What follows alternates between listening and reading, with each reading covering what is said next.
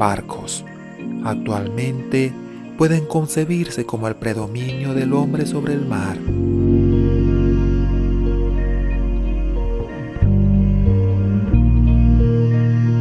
Su invención se remonta a siglos y siglos de historia. Los adelantos en su construcción han asegurado en gran medida la posibilidad de retornar a puerto, a diferencia de lo que ocurría con las endebles embarcaciones de antaño.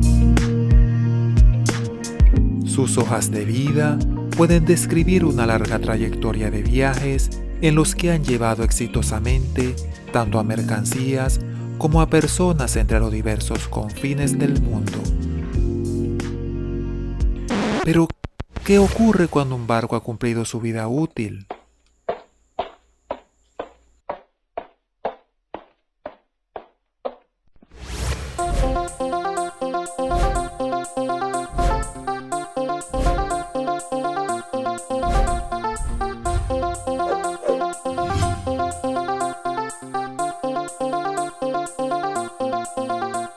Hola, bienvenidos sean todos a un nuevo capítulo de la lógica de las cosas.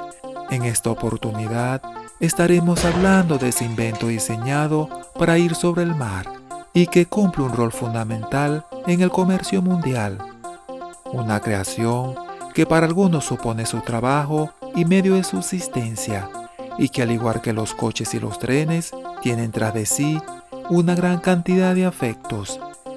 Y sin más preámbulo, pasamos de inmediato con el asunto que nos ocupa en esta materia. ¿Qué ocurre cuando un barco ha cumplido su vida útil?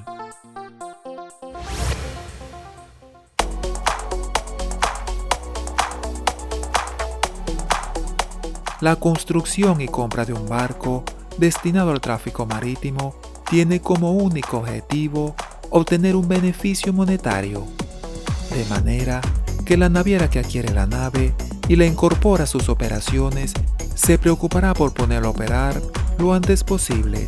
De allí que sea muy común decir que barco parado no gana flete.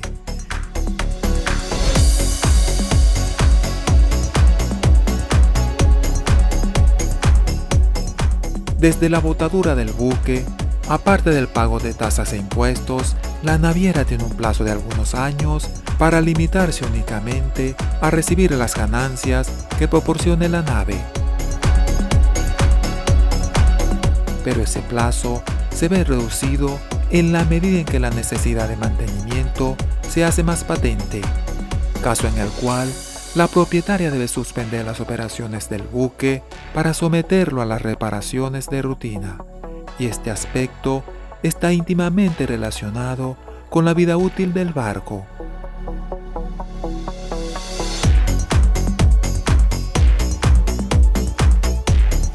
¿Y cuándo debe hacérsele mantenimiento a un buque? Este es el asunto que más podría ser tergiversado entre los operadores marítimos. Lo ideal es que como mínimo, cada 1 o 2 años, la nave fuese sometida a un mantenimiento preventivo.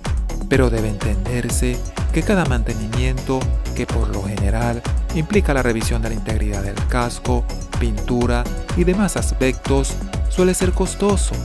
Por consiguiente, muchas navieras no hacen mantenimiento a sus barcos sino cuando lo consideran estrictamente necesario, aunque entonces sea por lo general mucho más oneroso.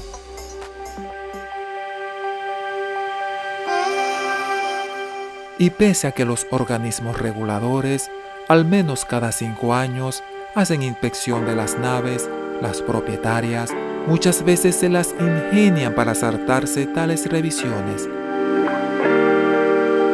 Un buque puede tener una vida útil de 30 e incluso de 50 años, siempre y cuando se haga el mantenimiento requerido para mantener sus óptimas condiciones de navegabilidad. Sin embargo, el cambio de las regulaciones puede ocasionar que una embarcación sea no apta para navegar. Por ejemplo, la prohibición de buques con casco simple para transportar petróleo, razón que suele llevar a la suspensión de las operaciones del barco. Y actualmente, a raíz de la pandemia, ha habido otra razón por la cual algunas navieras, entre las dedicadas a prestar servicios de cruceros, han tenido que acelerar el fin de la vida útil de sus naves: la ausencia de pasajeros.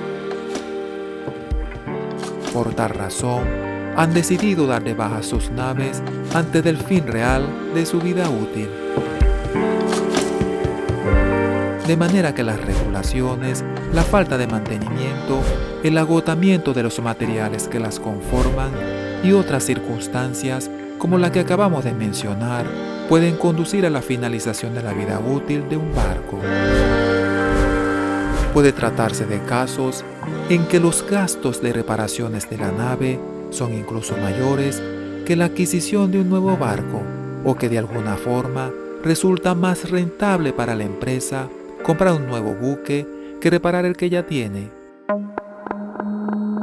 Pero el asunto es más complicado, porque si la nave no está en operaciones, la naviera experimentará pérdidas, y no nos referimos a que la naviera deje de percibir la ganancia que debería proporcionarle ese barco, sino que tiene que pagar por el hecho de que la nave se encuentre sin actividad. Es muy distinto a cuando utilizamos nuestro coche para trabajar de taxi y de pronto no queremos seguir en ello. Aparte de dejar el coche en casa, no existen gastos, o al menos no hay gastos significativos por tal decisión. El caso de los buques es harina de otro costal, porque la naviera debe costear el amarre y la permanencia del buque en el lugar, lo que dependerá de las tarifas del puerto, algo para nada económico. La lógica de las cosas es que en un mundo en el que todo significa dinero que ganar o dinero que perder, no existe espacio para sentimentalismos.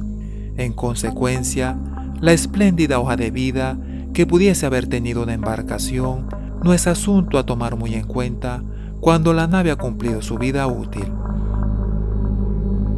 Y si existe algo de consideración por parte de la naviera, la misma suele desaparecer al poco tiempo, cuando los gastos de amarre, permanencia y demás erogaciones se hacen sentir entre los pasivos de la compañía. Entonces, ¿qué hacen con esos barcos? La respuesta es simple: venderlos al mejor postor. Pero, ¿de qué postor hablaríamos? ¿Quién compraría una nave en pobres condiciones de navegabilidad que requeriría de arduas y costosas reparaciones? ¿O una embarcación cuando la razón de su operatividad se ha perdido? No es del todo imposible que alguna naviera compre estas naves, pero lo más común es que el mejor postor sea la empresa que se cargará de su desguace. Sí, tal como lo están escuchando, su desguace.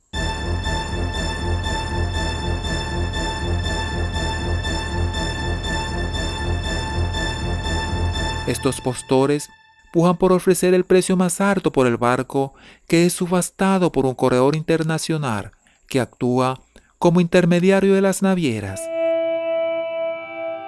Por consiguiente, la nave que no sucumbió ante la amenaza de parar al fondo del mar y que cumplió a cabalidad su misión de traficar personas y mercancía recibe como recompensa el ser desguazada. ¿Ironías de la vida? Probablemente. Pero el desguace de los barcos lleva implícitos otros aspectos. Dado las sustancias tóxicas presentes en los componentes de los barcos y el alto riesgo de contaminación ambiental, el desguace de los barcos es una actividad costosísima en Europa, dado el conjunto de normativas y regulaciones que estas empresas deben observar, así como los elevados sueldos a pagar y medidas de seguridad que deben cumplir sus trabajadores.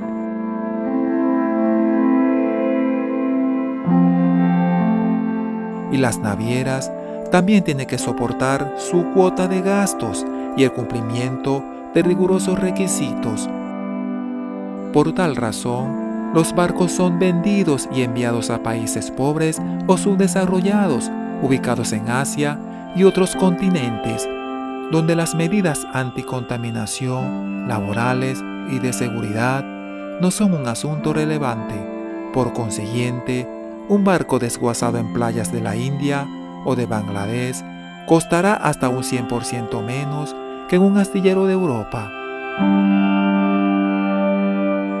Se trata, pues, de improvisados centros de reciclado en que los barcos son reducidos a chatarra para vender el acero y demás componentes que los conforman.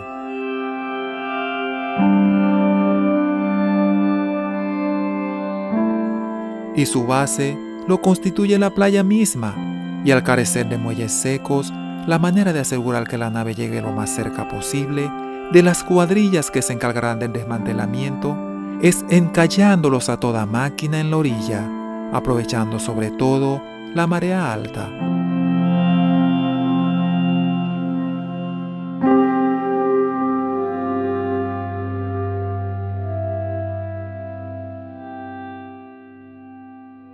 ¿Quiénes desmantelan estos barcos?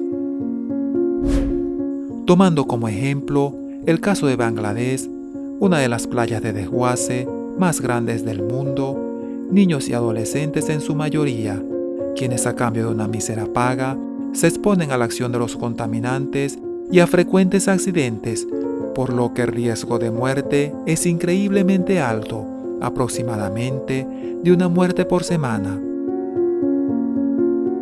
Por otra parte, el daño ambiental es elevado, ya que los desechos tóxicos son arrojados directamente al suelo y al mar, afectando la flora, la fauna y la salud de las poblaciones aledañas.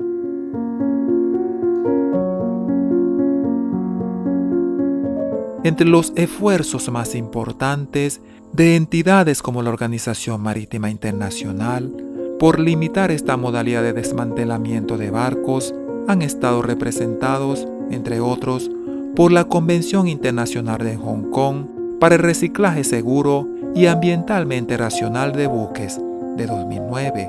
Sin embargo, aún no ha entrado en vigencia, debido a que si bien se alcanzó el número mínimo de países que deben aprobarlo y ratificarlo, no se ha alcanzado el arqueo bruto de la Marina Mercante Mundial requerido, lo que se explica en el hecho de que para países pobres, como Bangladesh o Pakistán, el desguace de barcos con reglamentaciones inexistentes constituye un significativo aporte a sus economías, algo a lo que no estarían muy dispuestos a renunciar.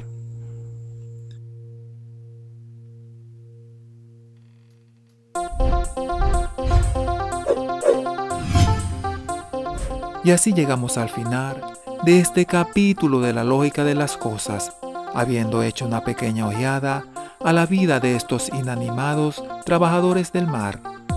Y aprovechamos esta oportunidad para enviar un caluroso saludo a nuestro suscriptor Kevin Rojas por su apoyo y su cálida recepción al primer capítulo de la serie, y a ustedes por haber tomado su tiempo para ver este video. Les invitamos a suscribirse y a tocar la campanita para que el sistema les avise sobre la salida de un próximo episodio de La Lógica de las Cosas.